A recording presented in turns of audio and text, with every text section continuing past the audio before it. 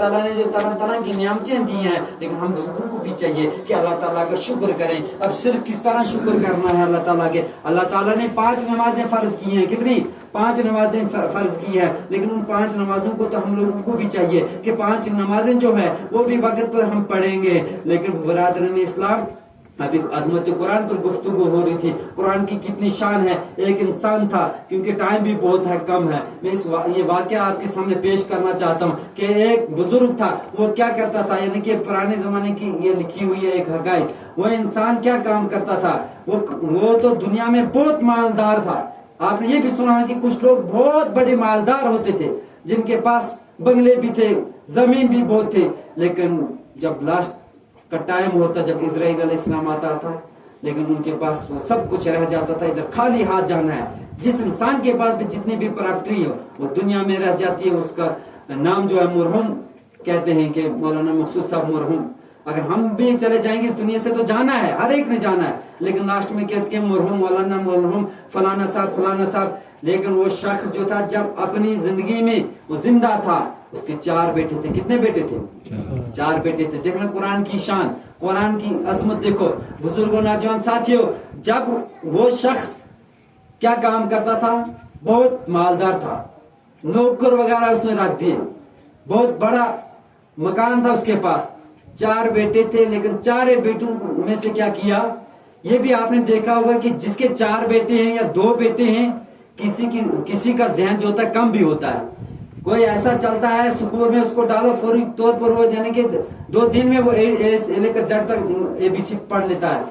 کوئی بیچارہ اس طریقے سے ہوتا ہے، اس کو سال بھی لگ جاتا ہے، ابھی پڑھے گا ABC زیڈ تک، ابھی اس کو نہیں آئے گی۔ ایسا بھی کچھ انسان ہوتے ہیں، ایسے بھی کچھ بچے ہوتے ہیں، مدرسوں میں بھی ایسے ہوتے ہیں۔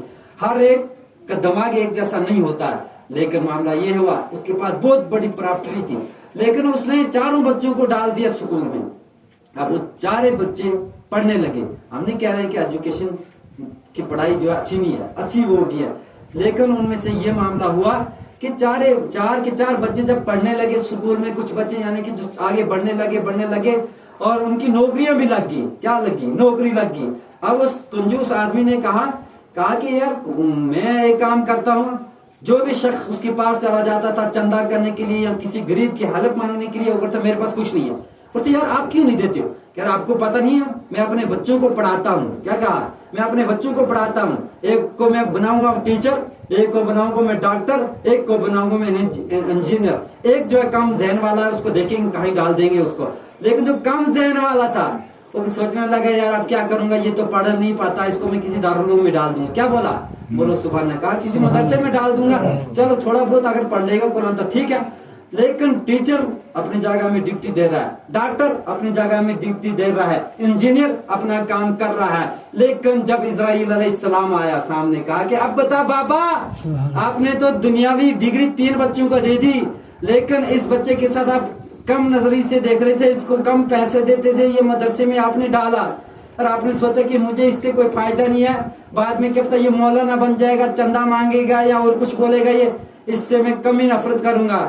اور جس وقت وہ بزرگ یعنی کہ بزرگ ہو گیا نا، وہ کنجوس آدمی تھا، کسی کو پیسہ بھی نہیں دیتا تھا، نہ صدقہ خیرات کیا اس نے کہا یار میرا جو ٹیچر ہے اس کو بلاؤ یہاں پہ، یعنی کہ جو اس کے آس پاس کے جو لوگ تھے، کہا کہ روح میری رک گئی ہے، میں کچھ نہیں کھا پاؤں گا، کہا کہ اس ٹیچر کو لے آؤ ادھر۔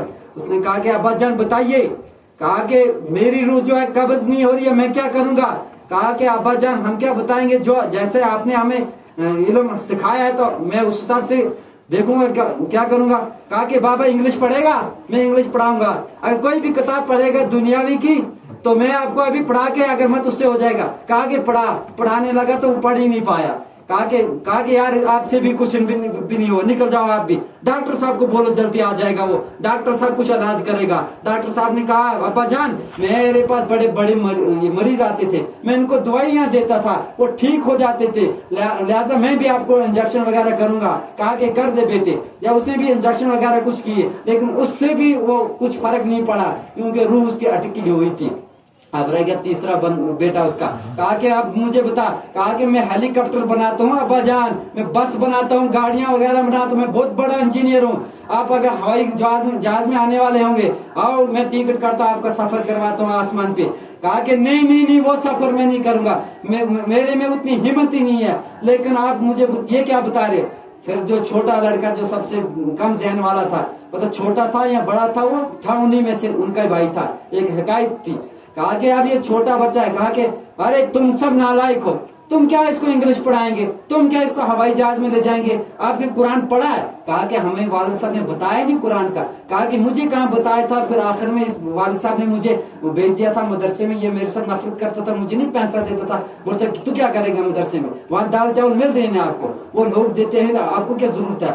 لیکن میں حافظ قرآن ہوں, کیا بولنے لگا, میں حافظ قرآن ہوں.